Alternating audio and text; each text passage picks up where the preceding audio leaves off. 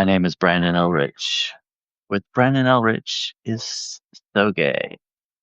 But today, I'm a bit scarier than usual. I don't know if you can hear that noise in the background. Pay no attention to that. It's just a CD of scary sounds. Or is it?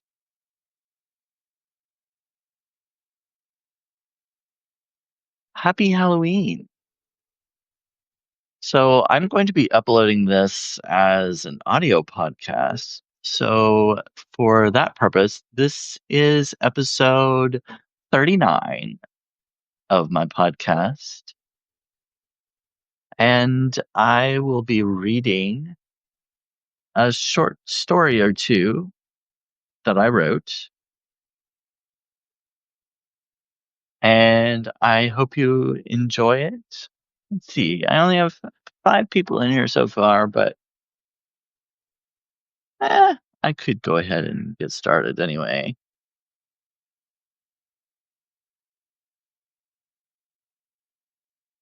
I hope you can all hear me okay. Hello, Ted.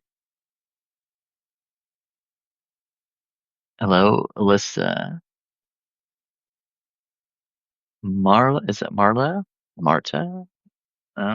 Maria, sorry. Alyssa, Paula, Bradford, Ted. All right. So, the first story I have is oh, got some talking on this one. I thought it was just noises. I may have to turn that down just a skosh.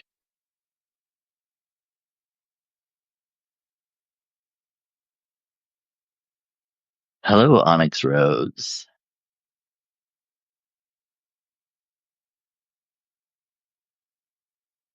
So, the first story I have is called The Hand of Death.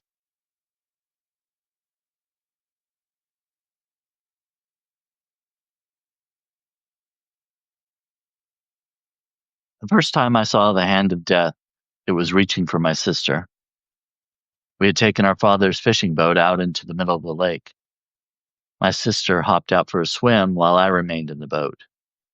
She was wearing her life jacket at my mother's insistence and hadn't waded very far from the vessel when I saw the hand reaching out of the water toward her. Hannah! I screamed as I pointed at the hand. What? She asked fearfully. She turned and could obviously not see the hand. I reached out and grabbed the back of her life jacket, pulled with all my might until she was safely in the boat. What? She said again. What was it, Tommy? I looked back at the hand just as it was disappearing beneath the surface. I I saw I saw something, I stammered.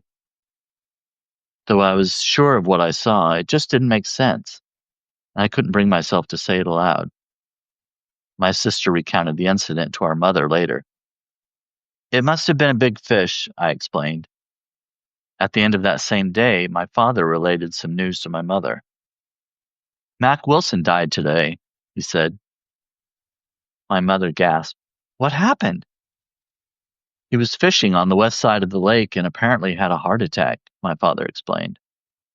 I felt a chill at the coincidental occurrence, but reasoned that the two events were surely unrelated. That is, until I saw the hand again. It was about a year later when we were visiting my grandmother at her home. She was battling cancer and was sent home under hospice care. She seemed in good spirits as we visited with her at her bedside.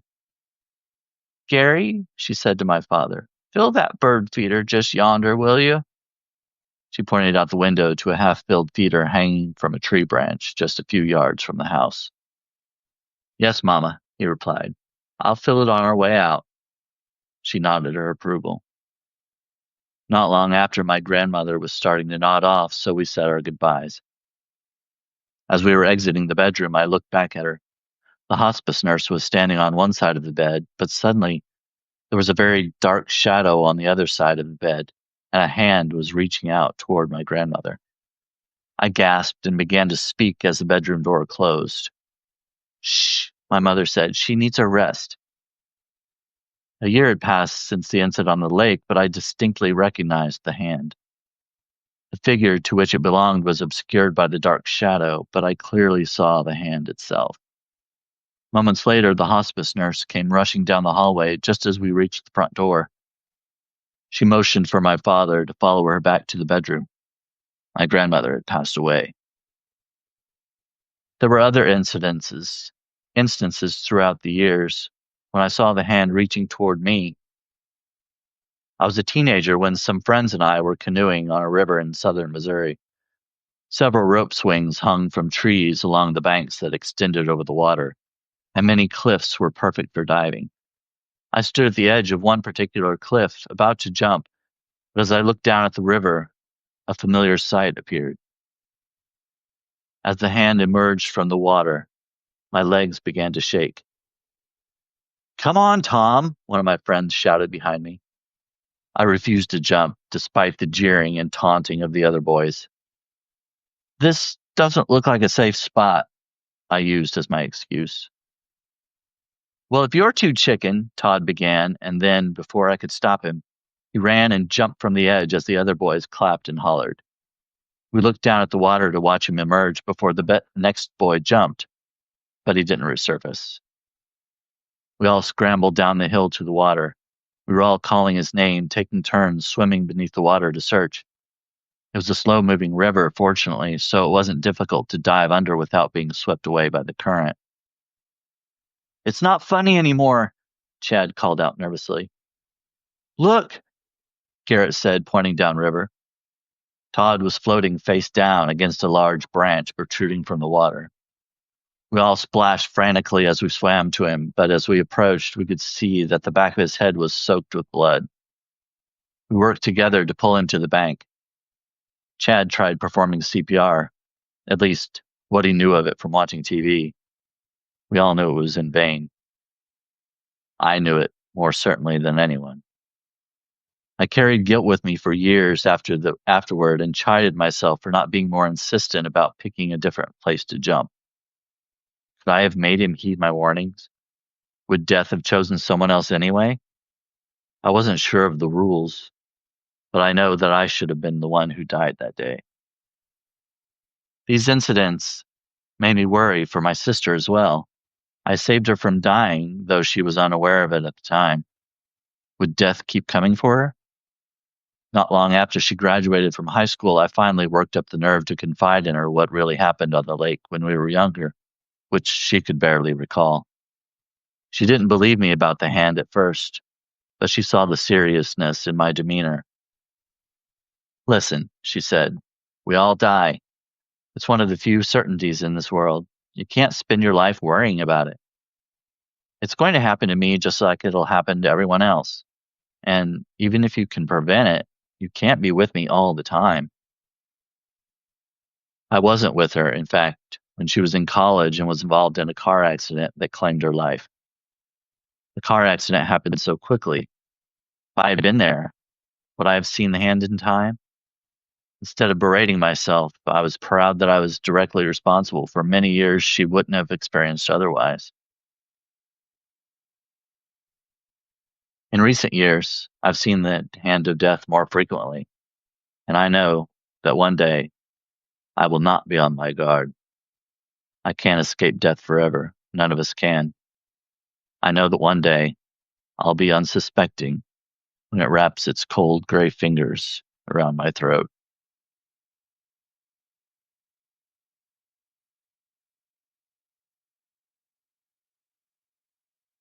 Oh, Murphy, you just missed my first story. You'll have to watch it in the replay, I guess. Well, what did you all think? Scary? No?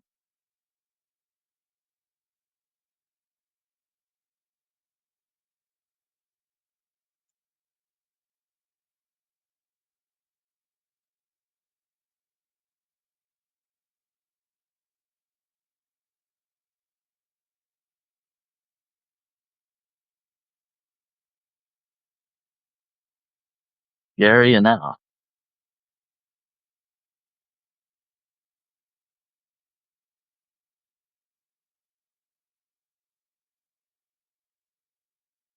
All right, I have one more that is another original of mine. I wrote a few years ago.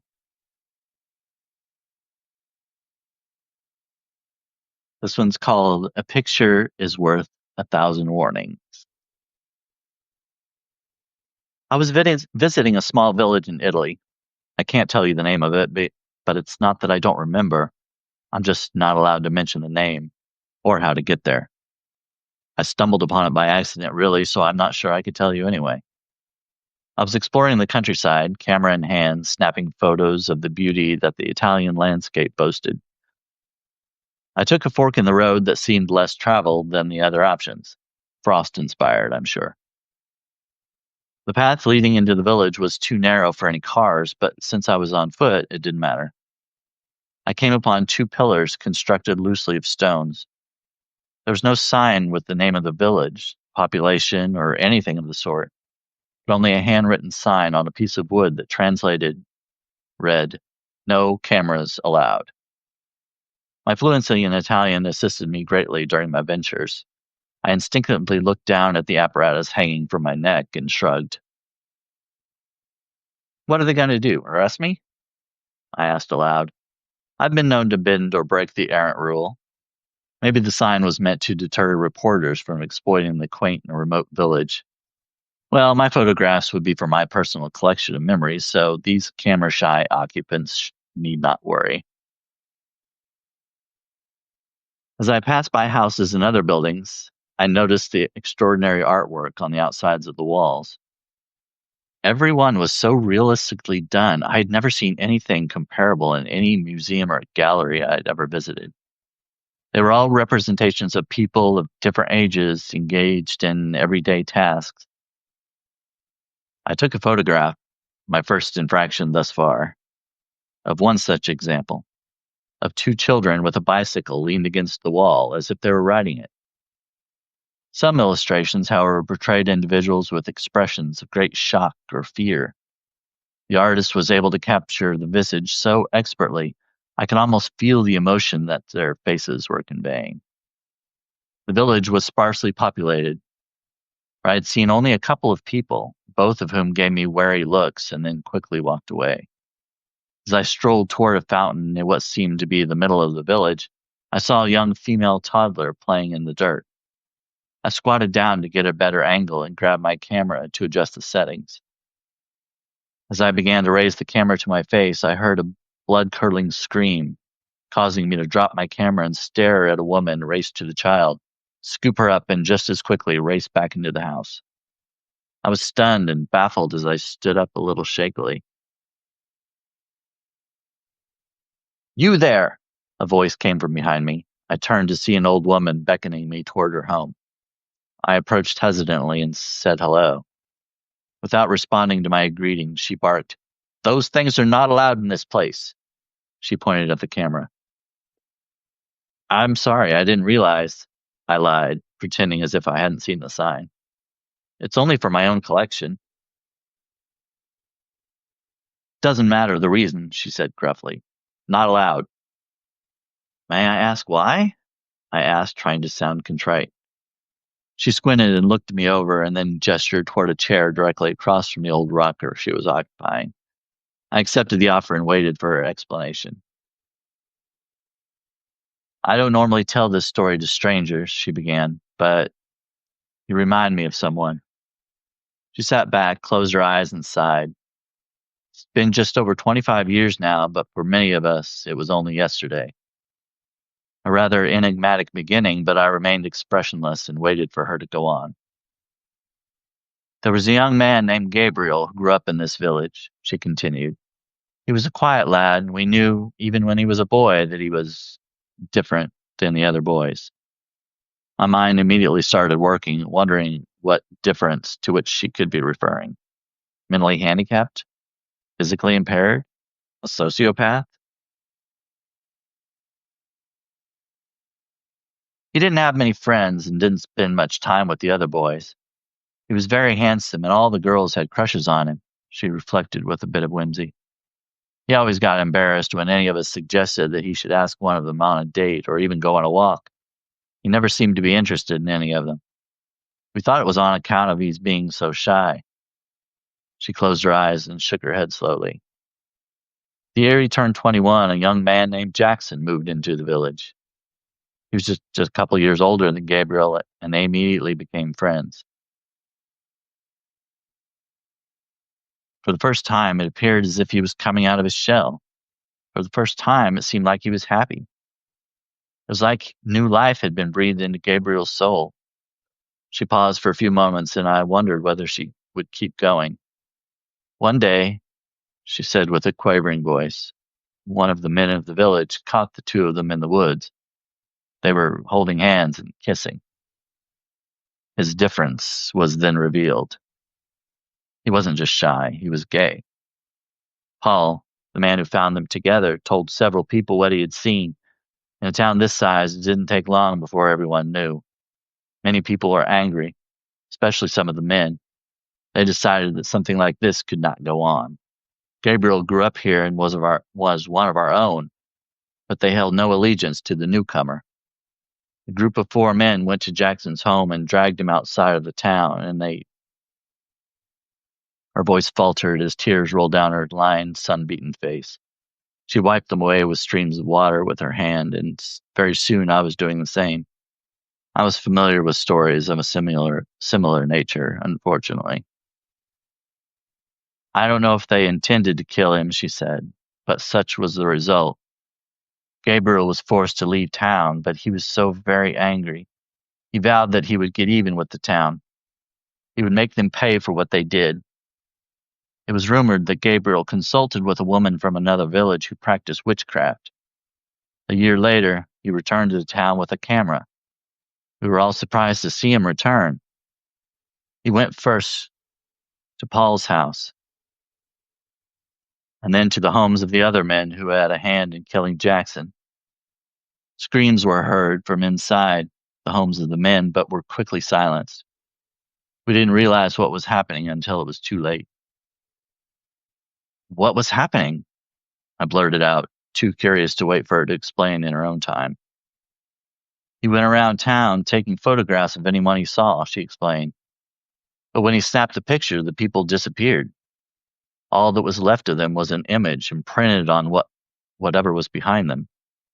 Most were plastered on walls on the outsides of buildings, inside the barn or shop where they were working, a few on trees. When people saw what was happening, they ran in fear or went into hiding. I ran to him and begged him to stop. This is not who you are, I told him. It will not bring back Jackson. He started sobbing and reluctantly gave the camera to me. He left town and has never returned. The houses of the 4 men have been abandoned. No one wants to live in them now. Weren't you afraid? I asked. What if he had snapped your picture? She shook her head. He loved his mother, she said. I loved him too and still do. I was willing to take that risk. What happened to the camera? I couldn't help but ask.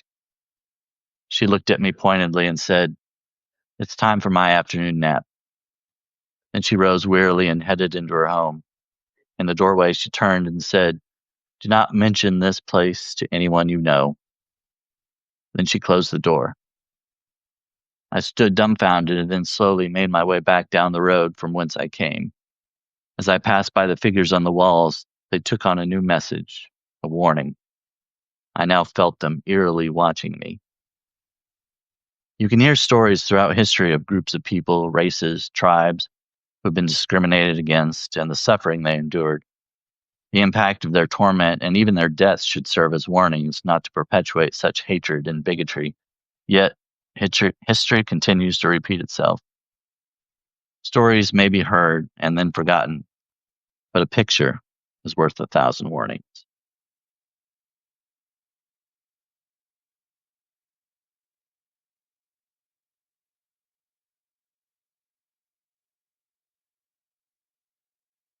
Oh, thank you, Laggy. Sorry, I wasn't reading many of the comments as I was going along. I didn't want to spoil the moment, baking flour on my face. Yes.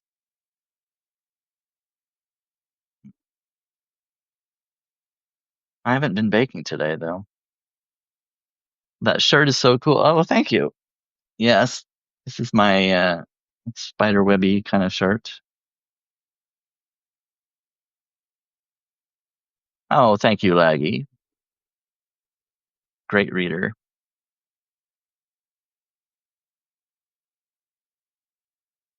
I was thinking it was the Amish captures your soul aversion to cameras. Is that what they think? I don't know.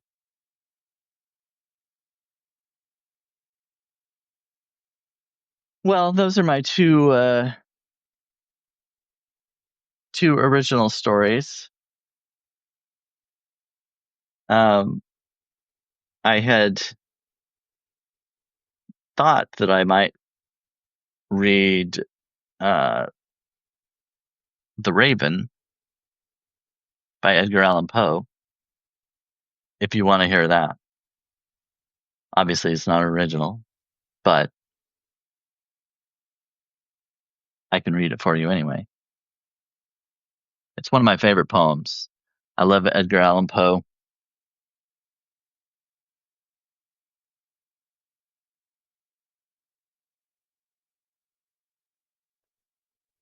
All right, here we go. The Raven by Edgar Allan Poe. Once upon a midnight dreary, while I pondered weak and weary over many a quaint and curious volume of forgotten lore, while I nodded, nearly napping, suddenly there came a tapping, as of someone gently rapping at my chamber door. "'Tis some visitor," I muttered, tapping at my chamber door. "Only this and nothing more." Ah, distinctly I remember it was in the bleak December, and each separate dying ember wrought its ghost upon the floor. Eagerly I wished the morrow, vainly I had sought to borrow from my books surcease of sorrow, sorrow for the lost Lenore, for the rare and radiant maiden whom the angels name Lenore, nameless here forevermore. And the silken, sad, uncertain rustling of each purple curtain thrilled me, filled me with fantastic terrors never felt before. So that now, to still the beating of my heart, I stood repeating, "'Tis some visitor entreating entrance at my chamber door. Some late visitor entreating entrance at my chamber door. This it is and nothing more." Presently my soul grew stronger, hesitating then no longer. "Sir," said I, "or madam, truly your forgiveness I implore.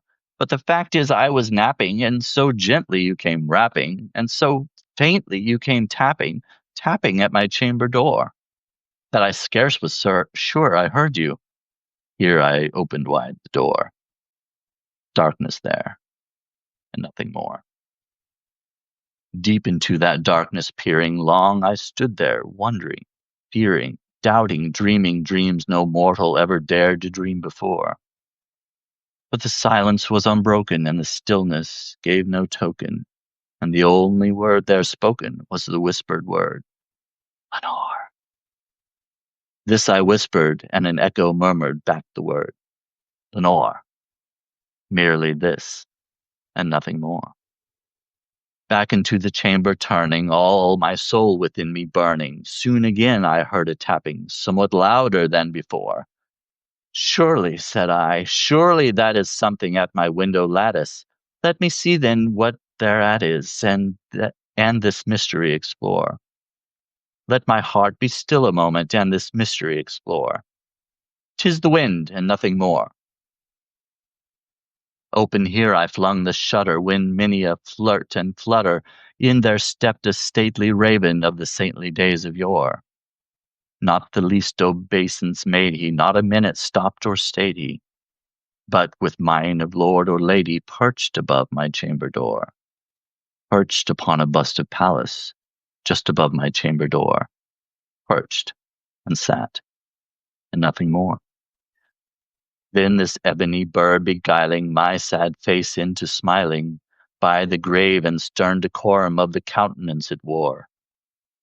Though thy crest be shorn and shaven, thou, I said, art sure no craven, ghastly, grim, and ancient raven, wandering from the nightly shore. Tell me what thy lordly name is on the night Plutonian shore. Quoth the raven, nevermore. Much I marveled this ungainly fowl to hear discourse so plainly, though its answer little meaning, little relevancy bore. For we cannot help agreeing that no living human being ever yet was blessed with seeing bird above his chamber door. Bird or beast upon the sculptured bust above his chamber door, with such a name as Nevermore. But the raven, sitting lonely on the placid bust, spoke only that one word, as if his soul in that one word he did outpour. Nothing farther than he uttered, not a feather than he fluttered, till I scarcely more than muttered, other friends have flown before. On the morrow he will leave me, as my hopes have flown before. Then the bird said, nevermore.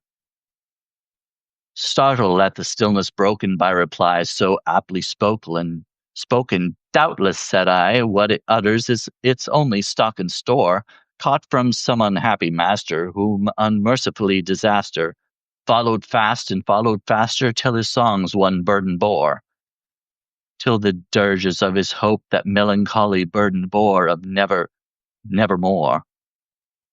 But the raven, still beguiling all my fancy into smiling, straight I wheeled a cushioned seat in front of bird and bust and door. Then upon the velvet sinking, I betook myself to linking fancy unto fancy, thinking what this ominous bird of yore, what this grim, ungainly, ghastly, gaunt, and ominous bird of yore meant in croaking nevermore. This I sat engaged in guessing, but no syllable expressing, to the fowl whose fiery eyes now burned into my bosom's core. This and more I sat divining, with my head at ease reclining on the cushion's velvet lining that the lamplight gloated o'er, but whose velvet violet lining with the lamplight gloating o'er she shall press, nevermore. Then methought the air grew denser, perfumed from an unseen censer, swung by seraphim whose footfalls tinkled on the tufted floor. Wretch, I cried, thy God hath lent thee, by these angels he has sent thee, respite, and nepenthe from thy memories of Lenore. Quaff this kind nepenthe, and forget this lost Lenore. Quoth the raven, nevermore. Prophet, said I, thing of evil, prophet still, if bird or devil, whether tempter sent, or whether tempest tossed thee here ashore, desolate yet all undaunted, on this desert land enchanted, on this home by horror haunted, tell me truly, I implore, is there balm in Gilead? Tell me, I implore. Quoth the raven, nevermore. Prophet, said I, thing of evil, prophet still, if bird or devil, by that heaven that bends above us, by that God we both adore, tell this soul with sorrow laden, if within the distant Aidenn it shall clasp a sainted maiden, whom the angels name Lenore. Clasp a rare and radiant maiden, whom the angels name Lenore. Quoth the raven, nevermore. Be that word our sign of parting, bird or fiend, I shrieked, upstarting. Get thee back into the tempest and the night's Plutonian shore. Leave no black plume as a token of that lie thy soul hath spoken. Leave my loneliness unbroken. Quit the bust above my door.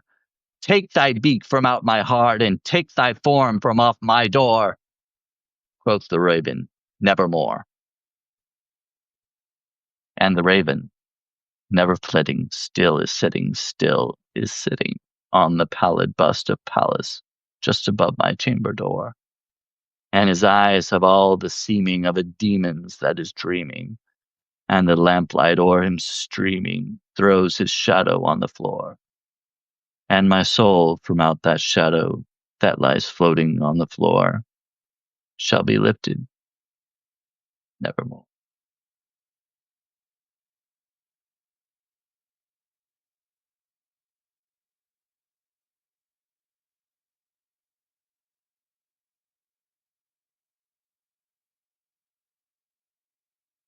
Thank you, Cynthia.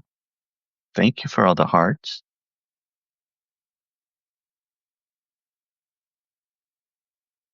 Thank you, Julie.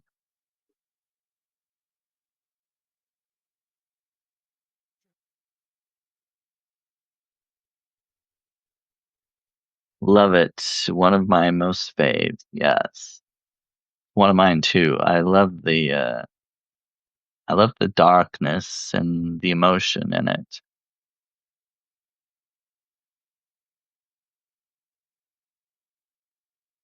Well, that's all I got.